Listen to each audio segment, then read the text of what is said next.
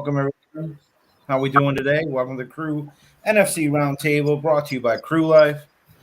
Today we have Eye Candy Andy, not very appealing, Brian Robinson, and myself, Mike Sidorus, here to give Never you appealing. What was that, sir? Never appealing. How's it going, gentlemen? I'm here. Mediocre at best. That's about right. So, what's going on? Let's just let you guys take it to the north. We'll get these signings out of the way. Not really active in either the any of the conference this week. The South, I think, had 5 total. I think the North had maybe 4 or 5. East, same. West, it's Jerry's job, so he kind of mailed it in today. But anyway, so Andy, Brian, what do you got? Let's start in beautiful Minnesota. Anyway, I'm not even going to go there. So they actually had a couple of transactions throughout the course of the month, really. That's it. So April 1st, April Fools, which is actually kind of ironic, you got guard Chris Reed being signed to terms with the Minnesota Vikings. Also defensive tackle Julian Taylor on the 7th, which is actually also, he's actually not too bad of a player, really. Detroit signed safety Deshaun Elliott, which is kind of interesting. The Packers, of course, signed wide receiver Sammy Watkins. That was on April 14th. So as we were talking off air, there's a couple reasons why I think they probably could have picked him up. First off, he's still relatively a solid player. There's no major flaws. Might have lost a step, perhaps. It's not like he's going to drop the ball on a constant basis, whatever the case is. But, he immediately becomes your, solid number 2. and kind of go from there. But that's a never mind. That's a toilet joke. For the Packers, for the Packers, and I'm gonna have to go ahead and steal this from my buddy here. from my Packer backer buddy.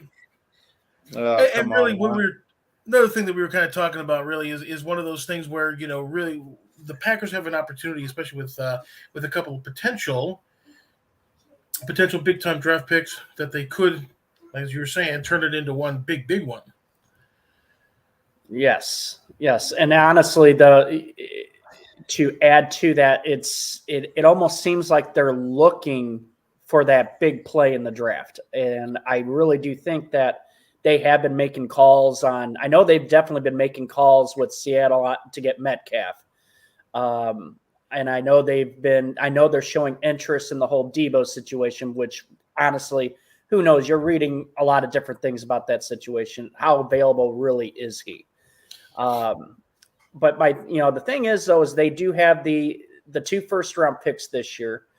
And if you read some of the rumors and stuff like that, it seems like Atlanta could be the team that they could make a deal with and swapping picks, to move up to number 8, in which if they do, I know that receiver out of Ohio State is somebody they truly want, but they realize that they're probably not high enough in the draft where they're currently at now to get him.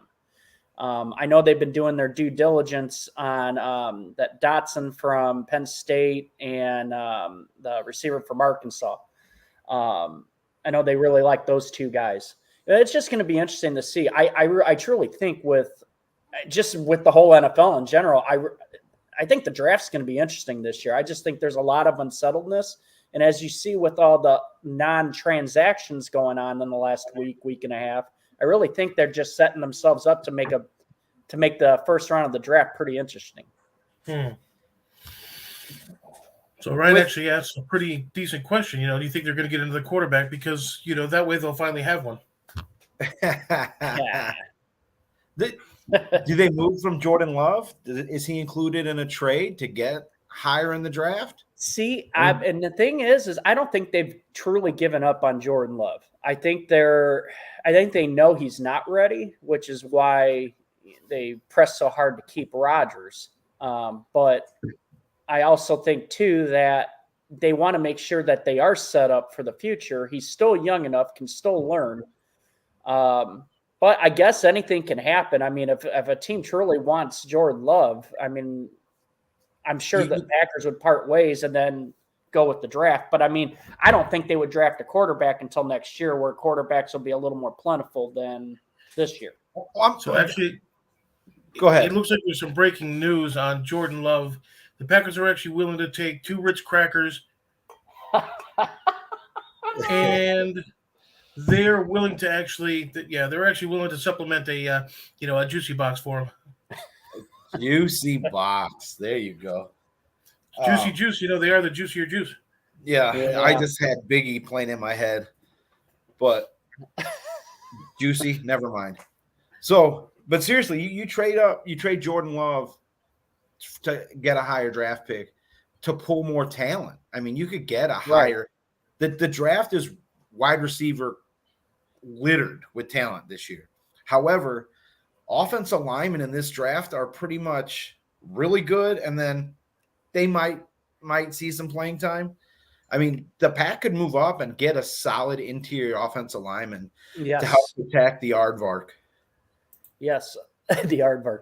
I still, like I said, I truly think that it's going to come down to draft day, especially, with a lot of teams, to be honest with you. I just think with all the teams that have the 2 first-round picks, especially in this draft, I think you're going to see more movement, just for the simple fact that, do the Packers truly need both picks? Could they, get a higher pick? Could they acquire another player?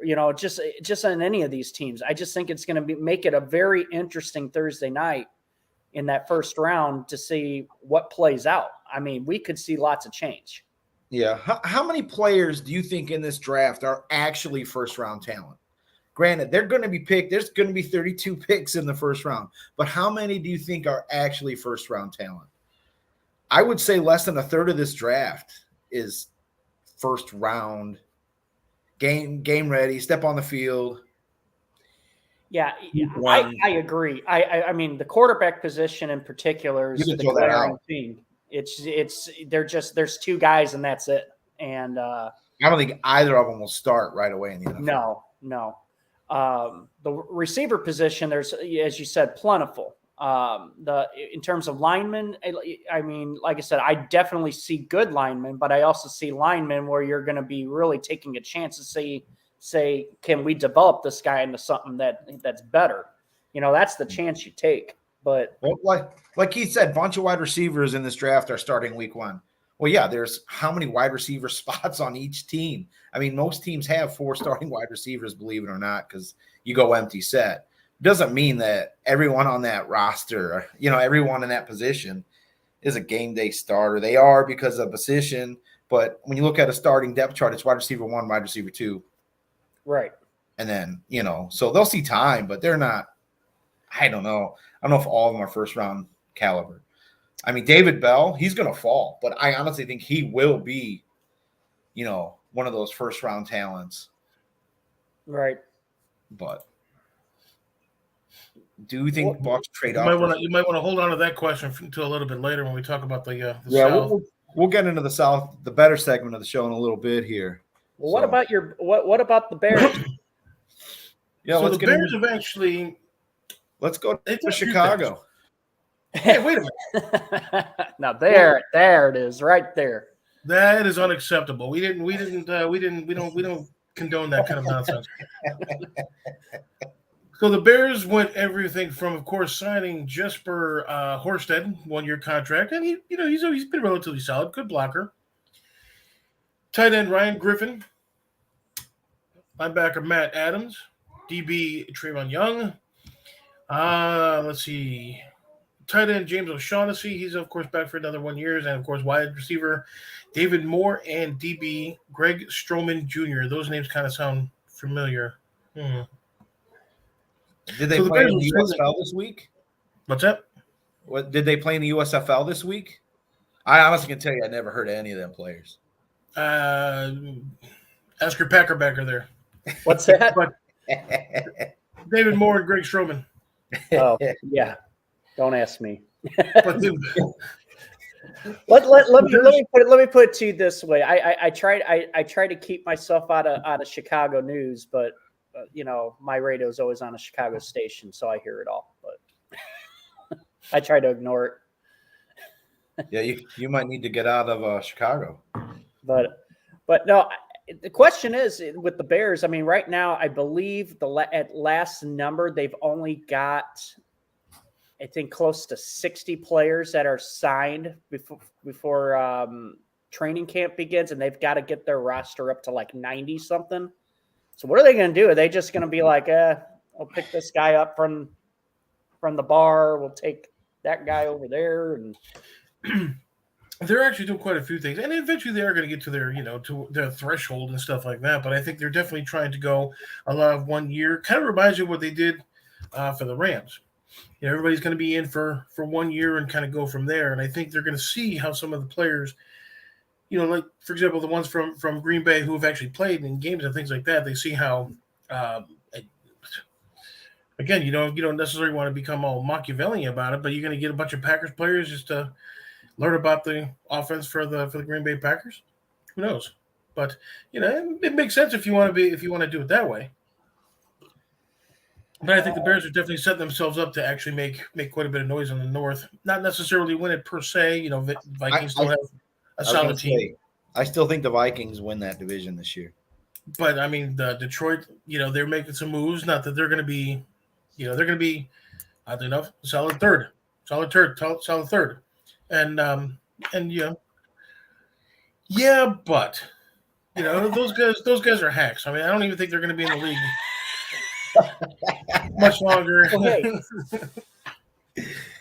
Well, hey, what about so here's a question, because this actually came out, I want to say Monday or last weekend or something. There was a report from a reporter from SI that said that he feels Fields will be gone after this year and requests a trade because of everything. What do you make of that? What ground does he have to stand on with that? Because the Bears have nobody. He's nobody right now. I know, but he's a very good college quarterback right now in the NFL. Right? That's okay. So you're going to have to look at it from like the grand scheme of things. So Justin Fields, unfortunately, did not have a very good time under the former head coach, simply because there was a couple of things going on there. Former head coach may not have necessarily cared as much as he should have at that point. Whatever. So if you are, let's say, for example, you're third and 10, and you decide you want to run the ball again, okay, maybe you might get lucky on the first attempt. But if you're late in the game and you're third and 10, third and 15, somewhere in there, and you're still running, that's a product of your actual scheme itself. And I think, unfortunately, Justin Fields was in that situation where it was like the perfect storm of the former coach not necessarily caring as much as he could have, and bad play calling all around. So I think this year, potentially next year, because he's still kind of his rookie deal. So I think with the offensive line that they are getting some receivers, and they're getting a few other things going that, he's going to have that opportunity to be successful. And this will be one of those things where put up and shut up. You don't have to throw 30 touchdowns, 10,000 yards, nothing like that. But you got to be, you definitely have to go pretty well in the season. 10-6, whatever, 10-8, whatever the case might be. You might not make the playoffs, but you would definitely have to be in contention for them to want to say, okay, he may very well be a potential franchise type quarterback. I think this whole situation just blew up for the simple fact of, now that you've got all these players that are saying, I'm not going to play unless I get a contract extension, stuff like that. I think this is where this is stemming from. I mean, I get it, but, it's like you publicly haven't heard from, Justin Fields saying this. This is just a reporter that was just putting out, in my opinion, just some clickbait to look at this and to really get somebody talking. I personally think that this year with the Bears, it's going to be one of those another evaluation years, but it's also going to be a development year for Fields to really get him locked in with Getsy's offense. And I do feel like he with the mini camp that they just had, it sounds like things were pretty positive with what was communicated to Justin Fields about what he needs to do, what he needs to change to A, help get the ball out quicker, and B, making better decisions on plays. So right. Yeah. Well, and again, you have a new offensive line that's going to be coming in. You got to appreciate where Poles is coming from, simply because, being an offensive lineman, former offensive lineman, he's gotten himself some fairly solid offensive linemen, really. And so there's that opportunity. And like we were talking about a couple of weeks ago, even if Jay Cutler had half of that opportunity with an offensive line, instead of being sacked the most out of any quarterback for like 2 years in a row, he might have been able to actually do some better things in Chicago. But we'll definitely see how that goes, because, you have a bunch of players and a new scheme, new coach, new town, new everything. So it's going to be kind of one of those things. Yeah. So can it all come together, or can, as any given Sunday, Al Pacino, we rise as a team, or we fall as one, or whatever the case is, to paraphrase. Yeah. Something like that. Yeah. Do you think the Bears try to move up in the first round? Probably not. How? What do they put together? They have a solid number 2 to give. No, I mean, it's serious. I mean, number 2 being the word. They can't offer draft picks because they need those for next year. The Bears are right on a 3-year plan. I said that 3 weeks ago. I firmly believe that in 3 years, the Bears are going to be seeded to take that division over. But Brian made a really good point about Fields. He thinks it's just with the players' right movement, I guess you'll call it. Players want to get their money, want to get their contract. That brings us to Devo Samuel, right? He kind of has the Niners over the barrel, doesn't he? I mean, they just announced what's that cat's name? Trey Lance as their starting quarterback. Devo says, I don't want to be a running back / wide receiver. I want to be thought of and paid as a wide receiver. Right? Right. So now you got an unproven quarterback with possibly one of the best backfields in that division. But that was highly keyed on Devo Samuel going back there as their change of pace, utility knife. You know what I mean? And then you got the chemistry with Devo Samuel and Jimmy G. They moved on from Jimmy G. Jimmy G is not going to be the quarterback there next year. Devo Samuel is under contract, yes, but are you going to get the same Devo Samuel as you would if you had a quarterback proven that he has good chemistry with? Is he only saying this because he doesn't want Trey Lance as his quarterback? I mean, there's a lot of questions there, right? I mean, and to look at it, I mean, what team's going to take a chance on someone that doesn't want to do what he does? Is Devo Samuel really a number 1 receiver, or is his talent, his versatility? Yeah, it's a great question. There's a lot of questions that just you don't know the answer. I just think, if you look at San Francisco as a whole right now, I mean, obviously they made the decision to go to Trey Lance, right? And they signed a backup quarterback. So they pretty much just put the writing on the wall and say, hey, Jimmy, you're gone. As soon as we find a suitor, you're gone. Well, how about this? If you're talking about Jimmy G and stuff like that, what about him to Green Bay? Take over number 2.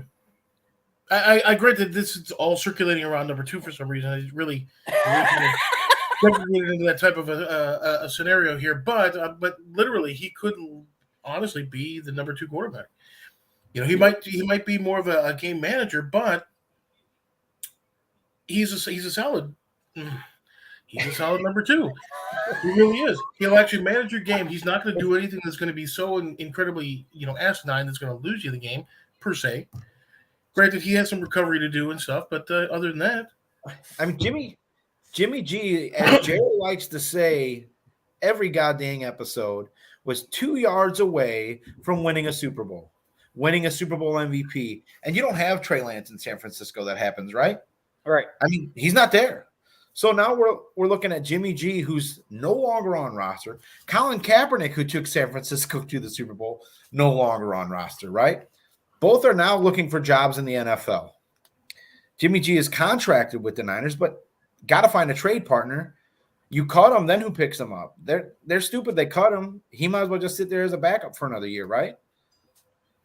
I mean, there's going to be a ton of dead cap with Jimmy G being cut, right? So you got to figure they got to find a partner. Yeah, and that's why I think this is that whole lack of movement the last couple of weeks, really, with trades and everything. I think the draft is this. This is kind of like what I was saying when once Rodgers signed, you're going to see the dominoes fall. I think once especially the first 2 rounds of the draft goes, you're going to start seeing more dominoes fall, because now people are going to be like, okay, this is where we're at. Now we need to jump on that. Or maybe Jimmy G gets thrown in a draft day trade. Who knows? But I mean, well, that's what I'm thinking. And why not? I mean, why don't you package him in a draft day trade? You're not. Jerry actually brings up an interesting point there. I mean, Seattle is looking for a quarterback still. Granted, they got Drew Lock, but what Drew Lock proved in Denver wasn't so good. Oh, Drew Lock was a quarterback? Yeah. Yeah, that's a new thing. Want to talk about solid number 2. Anyways. I didn't say he's solid. Yeah. He was soft 2. I mean, that's an interesting point that Jerry did make, because the Niners don't want to do business with Seattle. But if Seattle's willing to give up something, I mean, why don't you do it? I mean, you figure you're still a better team than Seattle even if you trade Garoppolo. So let's play Madden GM right now and go Jimmy G and Devo to Seattle for a first-round pick and Metcalf. I mean, that's not happening. He's not going to Seattle. No. Nobody wants to trade within the division.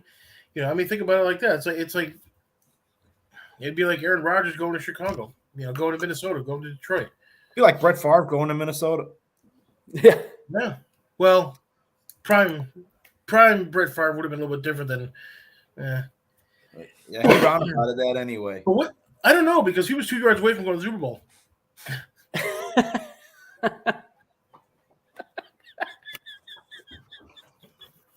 Okay. Wow. All right. All right. I guess we can go to the South, because that's the best place to head. It's winter. Wake me up when you're done with the South, man. It's winter up here in Chicagoland. Let's all take a nice cruise down south. All right, man. Well, not much happening, like everyone said. Falcons inked a deal with Zaccheaus, wide receiver, 1-year deal on the 19th. They signed defensive tackle Taylor to a 1-year deal on the 19th. The Saints re-signed Dwayne Wash to a 1-year deal on the 13th. And the Bucs signed defensive tackle Sennett to a 1-year deal. He's actually just going to try to compete to be a body on game day roster. I don't think he's going to see much playing time, if he sees playing time at all. But so we had a lot of questions in the comments about the greatest team in the league. So let me see if I can find some. Eric asked, who do I think is what he's asking. Who do I think will be the backup QB in Tampa? I think they've already decided it's Blaine Gabbert. Why would you bring him back if you weren't gonna play Gabbert? No. That was a wide receiver. Nope. Don't say it. This is why Jerry would be great coming in and giving his 2 cents. But seriously, with the Bucs in the draft, the Bucs in the draft this year, I always say every year they should trade down, but this year especially, with the talent that's in this draft, not saying they're not talented players, but it's not. You can get a wide receiver in the second round. You know what I mean? The Bucs don't need a wide receiver, but you can get a talented wide receiver in the second round. You can get an offensive lineman that could find the game day roster in the second round. You're not going to get great value at 27. I just don't think you are. What is the glaring? Is there a glaring need though? That's the question. Honestly, okay, let's go back to last year. Really, week 1, Bucks versus that terrible team in the East, Dallas Cowboys. Anyway, Sean Murphy-Bunting goes down with the elbow injury. The Bucks are scrambling the rest of the season for secondary depth, right? I mean, we brought in the Crypt Keeper. Richard Sherman came out of retirement looking like Skeletor to play for the Bucks in like 3 games. That's how desperate they were. He had 2 days of practice and started the next game. Then we went on a signing frenzy of every free agent we could find off the street to come in and play defensive back for the Bucks, right? If you ask me what the Bucks need is, one of their main needs right now, believe it or not, is cornerback still. They signed free safety. They signed a strong safety. They did a lot this offseason to secure what they had lost this offseason. You don't think there's a corner that could be dropped to their draft position to be worth taking? 27, I don't know. Not that fits the defense. I mean, the Bucks defense is really set around really tall corners, right? You need someone with height, especially being in the conference there or in the division they're in. You need that tall corner. So I really think you could get Zion McCollum in the 4th round from Sam Houston State. I said that all along. I think he's a corner that fits their scheme quite well and could rotate in, work himself to some playing time. But I don't really think, unless you're trading up this draft, you're going to get a good corner early in the draft. They could go offensive line. Well, didn't Tom Brady just redo his contract yet again? Yes. He did just redo his contract, but he did it to a 1-year deal. I mean, it's only freed up $9 million. Anyone that signs Brady from now on is going to be a 1-year deal. I really think he'll be in Miami next season. I think the writing's on the wall. He'll go into Miami as a minority owner and as their starting quarterback. Tua will go where he belongs on the bench until Brady decides to go upstairs. I mean, it makes sense, right? He's got a house down there. He's still playing. He's playing better football than most quarterbacks in the league right now, and he's almost as old as Andy. I mean, look at that guy up there. Does he look like he could play it down a football? Right here, this guy. Not a down. Me neither. However, but I still have a full head of hair, so anyway. But yeah, I see him going line. Like I said, Raymond could fall that far. If he does, you can't pass it up. If they don't trade down, they're going to go talent. Most talented position on the board, most quality, I don't see them doing anything else. There's no point in trading up really, unless you're trading in the top 15. And what's that going to cost you? Yeah. So, I mean, do they trade back, acquire another 2nd-round pick, or a 2 seconds and a 3rd? There's many options this year. Like I said, I really think the Bucks could trade down. I wouldn't mind the Bucks trading for Jimmy G. Really, I mean, not that it's ideal. Give me Baker Mayfield. I'll give you the 27th pick in the draft for Baker Mayfield in a 3rd. You know what I mean? It makes sense for all parties right there. Baker comes down to Tampa. He sits for a year. And if he's not the answer, he's not the answer. You only got him on a 1-year contract anyway. So, but anywho. Baker to Seattle. Baker to Seattle? Why That not? you said? Absolutely. Why not? I don't know why not. I don't know why it is being glossed over. Baker, I don't know why Baker has the reputation he does. Is he that bad of a teammate? Do players talk that badly about him? Could be. I mean, well, I think it's ironic that once Watson was acquired, how Landry and OBJ all of a sudden is like, well, now I could come back there. It's like, okay, yeah, well, but he's a quarterback. You know, Is that because of the appeal, the draw of Watson, of Watson? I mean, he's gonna bring a media circus with him, right? yeah. Oh, absolutely. And OBJ is pretty much, I don't know what you would call him, a diva. I mean, I've been old and washed up. I mean, he's like T.O. without the talent. I mean, Who's trying to come back? Okay, here you go. Not that we're changing the subject. Would you take a flyer on a 50-year-old Terrell Owens? Doesn't he have that weird colored jacket? He does, but let me ask you this now. If by chance, let's just say theoretically speaking, he gets thrown back in the league, what happens to that whole thing? Do they pull him out of the Hall of Fame to be able to put him back in 5 years later? No, because he's starting a second career. He retired for his 5 years to be inducted into the Hall of Fame. That's like if you're a player and you get inducted and you come back as a coach, you can still get inducted again. Interesting. What? There you go. Well, I mean, he's getting pretty buff. He could be a tight end. Well, he needs to go to WWE. Speaking of WWE, he's in the stupid. This is the worst brand of football out there. Is the Flag Control Football League, in my opinion. I think that's terrible. But anyway, no fan should have that much say or think they have that much say in a game. You might want to switch your television. There's coming a part that's going to be. Glad you're watching. Go right back to the beginning.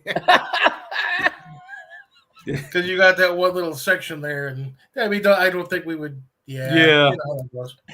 Good movie though. We'll get into that later. Speaking of movies, I'm sorry. I thought we were doing a segue. Oh God, not yet. Unless you got a half-hour debate going with me. The rest, absolutely. The rest of the division. The top movie. The top movie is a top movie. Period. That's it. There is no discussion on that one because it just is. Okay. What's that? Get back to the division. So what's the rest of the division looking like then? With the NFC South? Yeah. It doesn't matter? I'm not being a jerk. I'm being serious. No, you feel like no one's even going to challenge? Let me put it to you this way. If the Bucs don't win the NFC South this year, they need to think about relegating themselves to like the USFL. I mean, it's unbelievable. When did they graduate from the NFL? Name a starting quarterback in the NFC South that you would take on your team. Jimmy G. None, right? Name a starting wide receiver core in the NFC South that you would take on your team right now. I mean, this is Green Bay we're talking about too. Green Bay without a receiver with over 50 catches, other than that old man with a cane walking down the sideline running the fly route. You could say Cordero Patterson as your core. I mean, the Falcons have pieces. They got Kyle Pitts. They've got Marcus Mariota. Seriously, no. And then you got the Saints, right? The Saints have Jameis Winston, who's coming off an injury, had a great season last year before the injury. They have Michael he might not be playing. They've got AK. If he's gonna be able to play, I mean, where's the fear? I'm not even going to touch on Carolina. They got Robbie Anderson and then the face of the Falcons is who are they using to sell tickets? Well, they got Matt Ryan. Oh, Their kicker. The guy that sits on the edge of the bench by himself for every snap of the game except for maybe 3. All the way at the end of the bench, no one talks to him because he's the kicker, is the face of your franchise. So let's talk about the rest of the NFC South, shall we? No. I really wanted you to do this. This is my favorite part of the show. What are you talking? I mean, come on. What What else is there? If the Bucks, and speaking of which, today is the day in 1974 the great franchise was awarded to Tampa Bay area. Today, Critical. 1974. But seriously, the Bucks don't win the South this year, I'll shave my head. That has a different connotation from what I'm thinking here, because there's a couple of things. Number one, I think you were what, 3-4 in 1974? Yeah, 3 or 4 years before birth. When you had hair, but no, it was. Think about it. So if you have Atlanta, whose quarterback is no longer their quarterback, who is your most popular player? It's Their got to be kicker. Crüe. Their kicker. Who's their kicker? Young Kong Koo or Young Kong Woo. I can't think of his name. It's honest to God, it's Young Kong Koo or Young Wong Koo, right? That's the kicker for Atlanta. Tu Wong Fu. I'm being serious, and that's who they're using to sell tickets. That's who they're hanging their franchise on right now. You have Kyle Pitts, Cordero Patterson, and you're hanging your franchise on your kicker. That's a slap in the face. So who is their new quarterback? Marcus Mariota. No, I'm serious. Who's your new quarterback? Marcus Mariota. No. Quit joking around. Marcus Mariota. He is actually he is a solid number 2. He really is. You know, if you have somebody who's actually the starting left out, he's a solid number 2 to that. It's almost like this show came full circle. But really, I mean, and then you got Carolina, who doesn't have a quarterback, and you have Baker Mayfield. Oh, they do. They have Sam Darnold. There you go. There's a solid number 2. You got Baker Mayfield and Jimmy G just sitting there, and you're not trying. You're not making offers. Yeah. He Like must I have really said, upset somebody along the way. like I said, the Baker situation is a different thing itself, but I truly think that a lot of teams are waiting for the draft to happen. And I really think it's all about acquiring picks and all this other stuff. It's just, you're going to see some dominoes start to fall in the next couple of weeks. I really think that a lot of these guys are going to be on teams finally. So if Baker doesn't get traded, he gets cut. Pittsburgh picks him up the next day. and that could, Then you got a two-headed monster up in Pittsburgh battling for a quarterback spot. Who wins there? Trubisky, Baker. Who's You know had what I more mean? success? Who honestly has more success? Yeah, Mitch Trubisky. that's my point. I mean, so you would have to have him as, I don't want to say he's your clear starter, but you got to think that he's probably going to get the most reps at first team. And with the unfortunate passing of one of their backups, of course, Haskins. There is a strong possibility that Baker Mayfield, Jimmy G, for example, you have several different options. You want to know who would probably be an okay backup there? Would actually be Marcus Mariota, because he has a different type of play skill set that would actually allow him to be able to kind of sort of work into Pittsburgh a little bit better. Because you know how when Roethlisberger, of course, went down with injury, and of course their backup came in, Mason Rudolph and stuff like that. You see how well he actually did, a little bit of extra scrambling. Then some of the wide receivers are able to get open, tight ends and stuff like that. So they do have that type of opportunity for that kind of an offense. And Mariota actually does have that type of skill set. He's a little bit more mobile. He might not necessarily be as accurate as he used to be. Was he ever accurate? I mean, the Titans went with Tannehill. And doesn't that tell you something? Well, Tannehill he went to Vegas. He went to Vegas and watched Carr. I mean, he was a Heisman Trophy winner. There's a fall off. I mean, I don't know if the Falcons by some odd, miraculous force of nature win the South and they make the playoffs, and I'll eat crow. I don't care. I'm just telling you.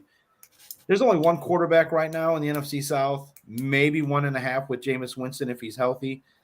But yeah, it's the Bucs division to lose.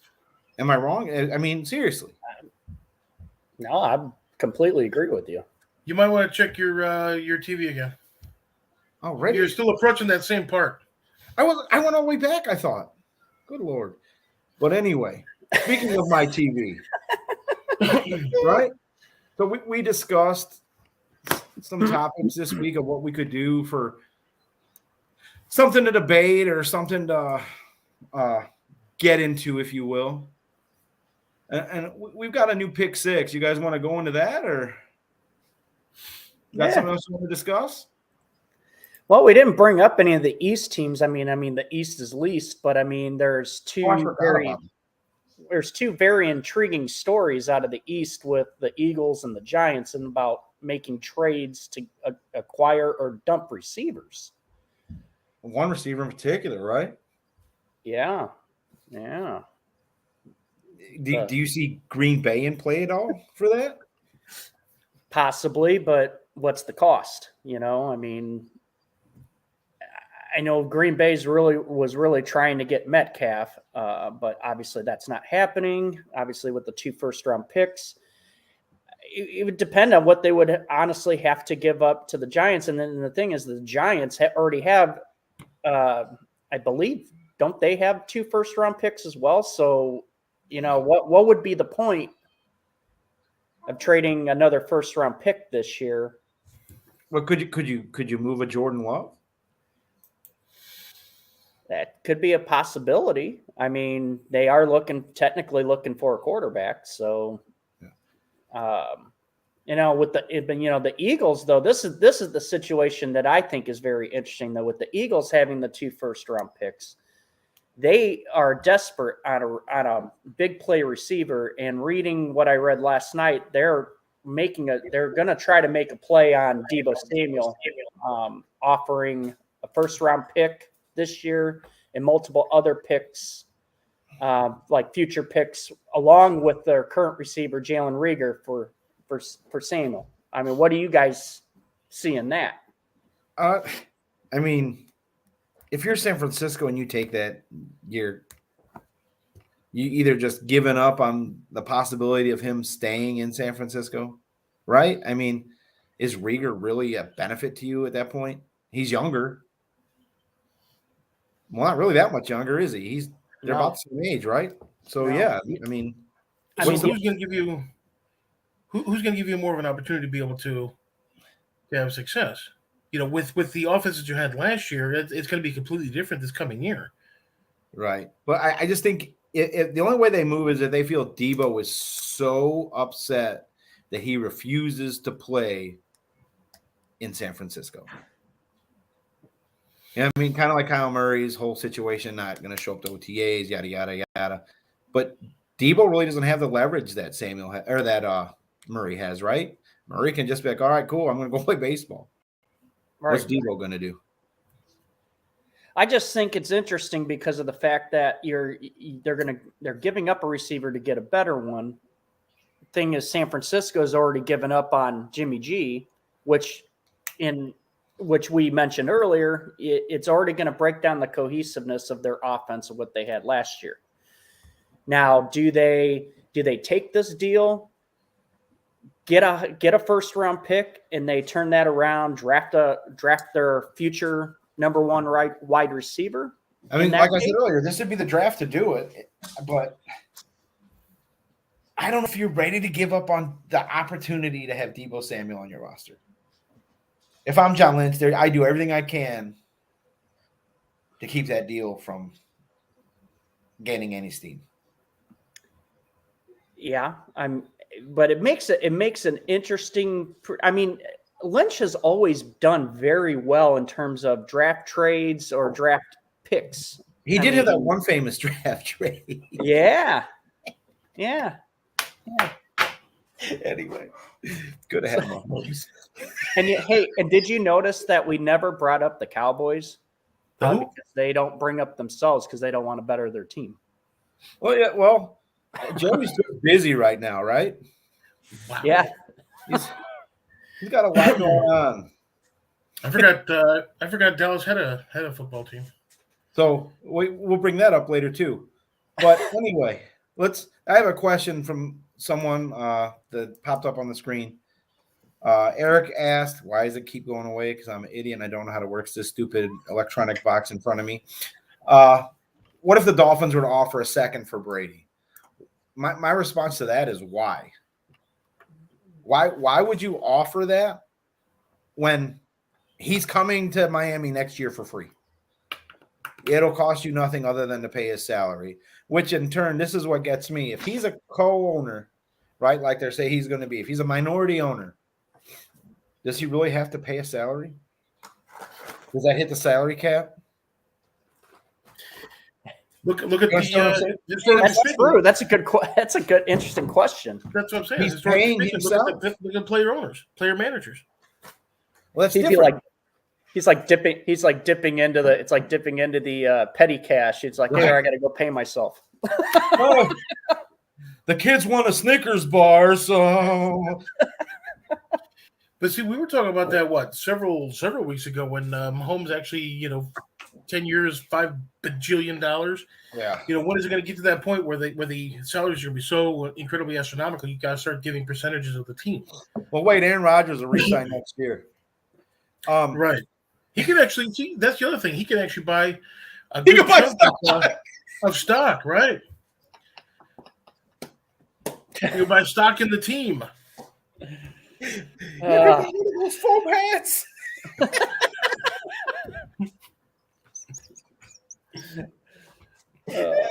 Exactly. I'm sorry. It's all good, man. Would you have one of those cheese hats that says president on the side or something? 1%, I think they say, right? That's the only thing left in his anyway. Anyway, do you remember going into Racine when we played the Racine Raiders?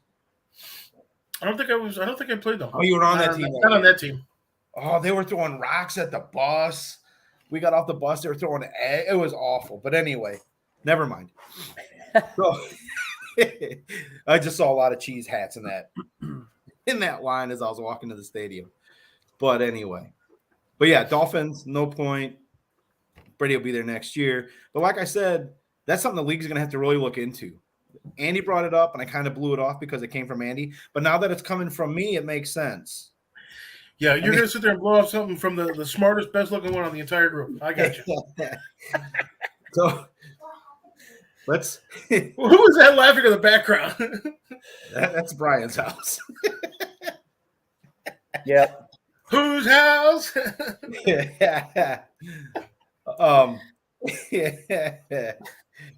What was I gonna do? All right, let's.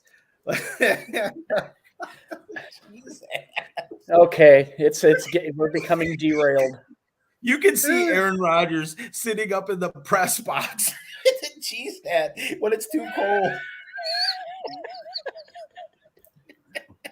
There you go.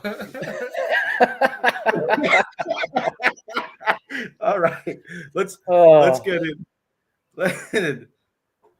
Let's get into today's pick six. If it'll show. There we go. Hopefully it pops up here in a second.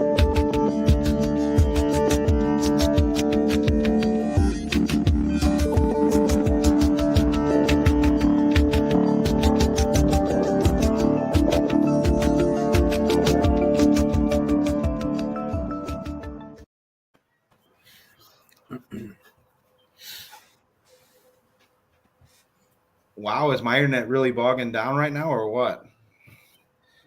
So today's pick six is going to be our top 6 American football movies. So I have a list that I comprise myself. I know you guys are going to have input on what you think. And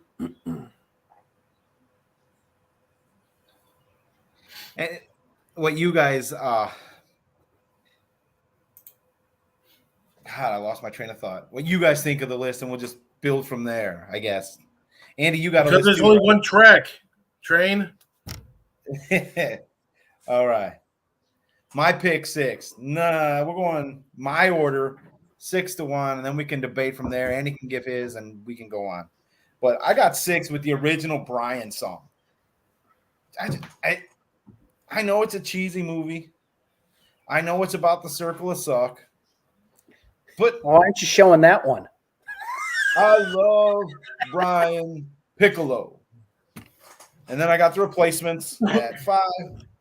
Varsity Blues, just because, I don't know, it's playing at Hobart, it kind of felt like almost like an auto biopic watching Varsity Blues, other than the fat pig in the back. Number 3, I got Any Given Sunday. Number 2 is The Program. And for me, the number 1 greatest football movie of all time, Friday Night Lights. Where are you going here, Andy? Let me hear yours so we can get in this debate. Well, because I don't necessarily have, my high school teams where I, peaked. You were peaking in every locker room. I was on your team. You're kind of Because creepy. of my awesomeness. That's all it was. It's because of my awesomeness. Overt good looks, utter brilliance, that kind of thing. So anyway, number 6, North Dallas 40. Who remembers classical North Dallas 40? I remember it. It's because you're old. It was, I remember it because I'm a public historian. That's why. it Varsity was a Blues movie. I got at number 5 or 6 or 8. I don't know how many. It belongs on the list. Oh yeah, Varsity Blues, absolutely. With what was the pig's name? Bacon, Yep. Billy Bob, and all them. Absolutely. The original, Longest Yard. Burt Reynolds. I think granted Burt Reynolds might have been in the remake also, but Any Given Sunday, of course. What was that? There you go. Any Given Sunday. Who remembers? I mean, and there's even classic commercials, even with Joe Montana and stuff like that. Rudy, Rudy, Rudy. That's actually on my list. Do you know Montana was hurt that game? That's the only reason Rudy was on the roster. Did you know that? That was the game that Montana I did. I learned about that about 15, maybe 18 seconds ago.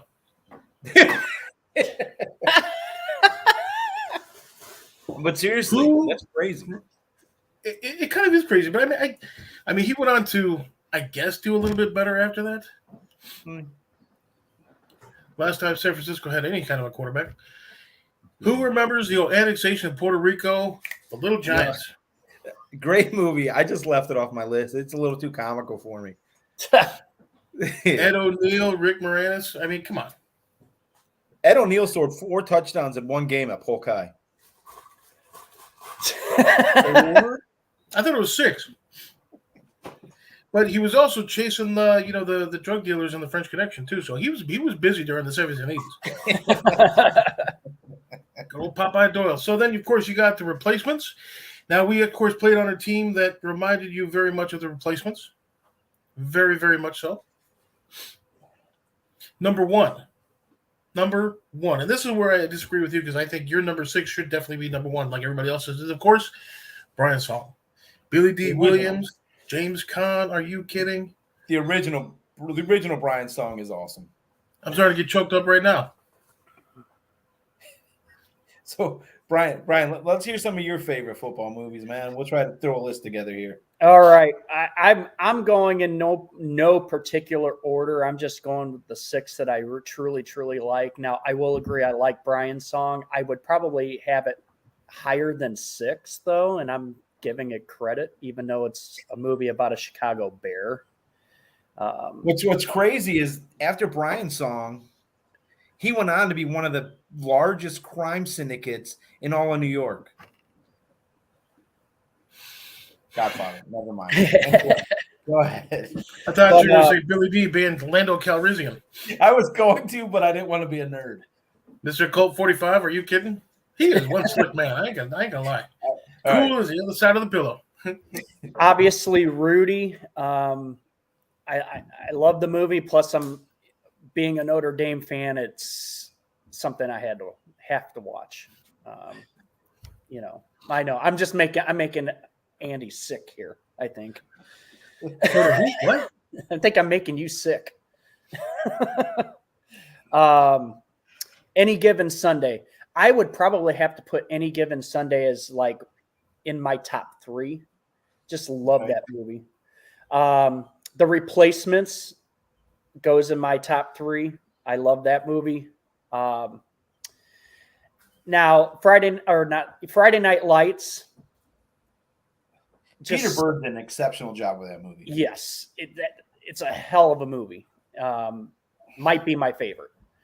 And last, I probably will do the original Longest Yard, even though the one that Adam Sandler was in, I do like that too, but the original, I think, is better. Okay.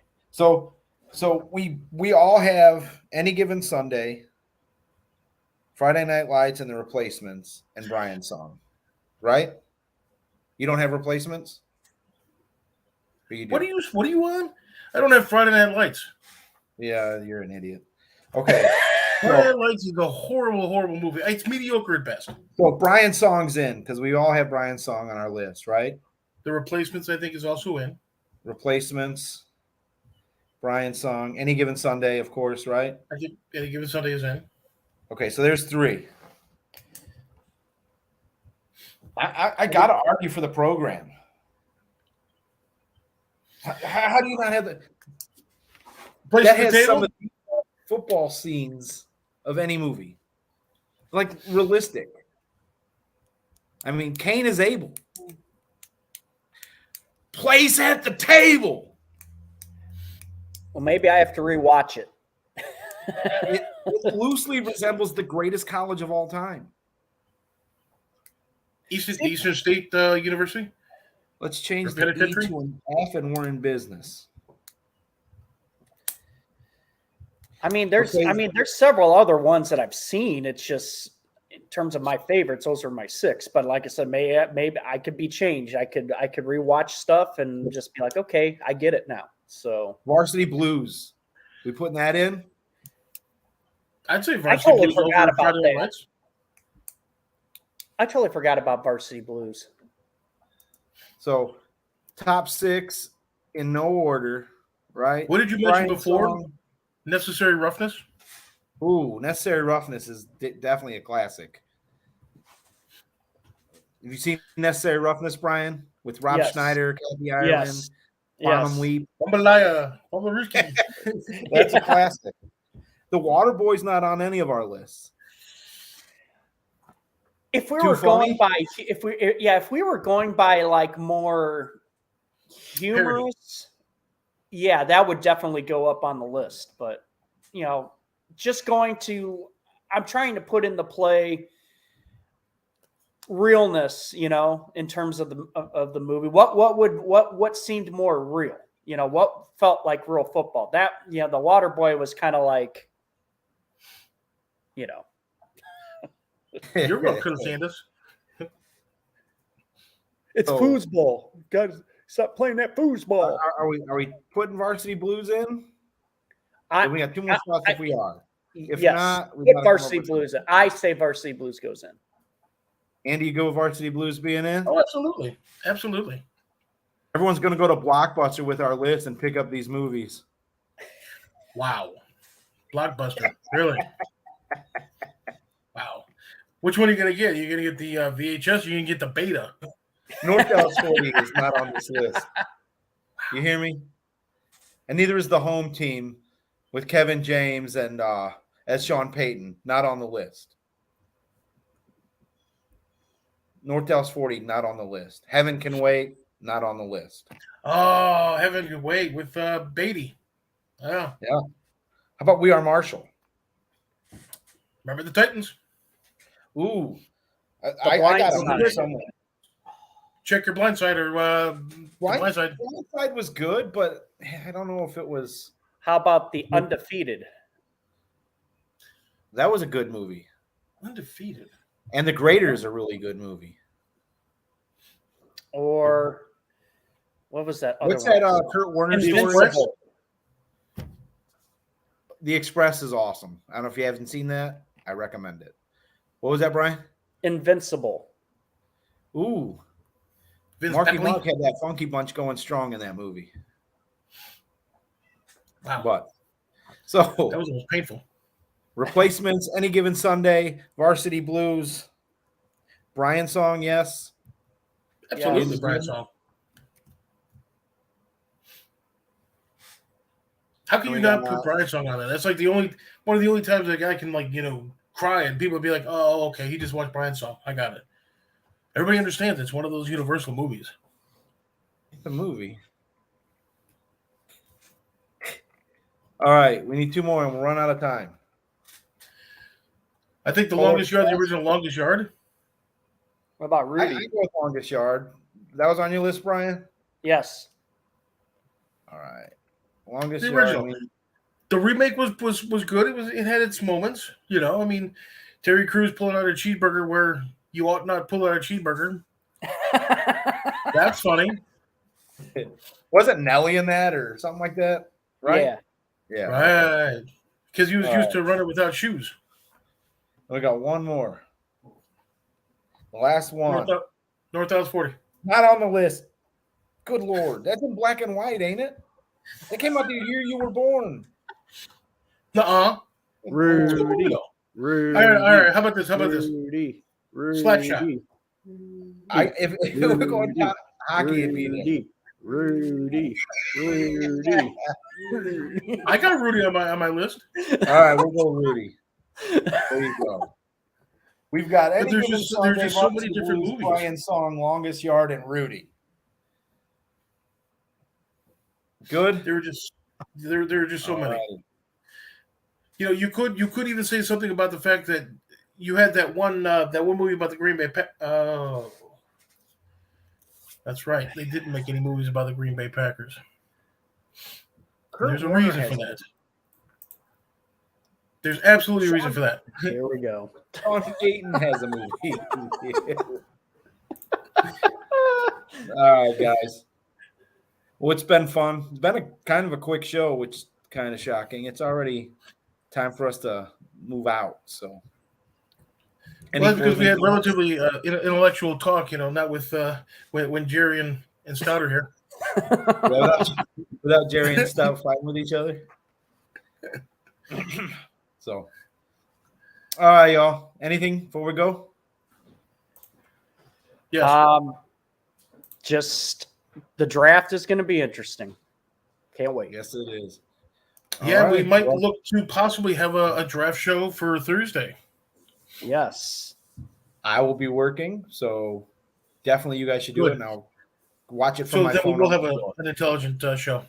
It's going to be a lot less good looking, though. Anyway, see you next week.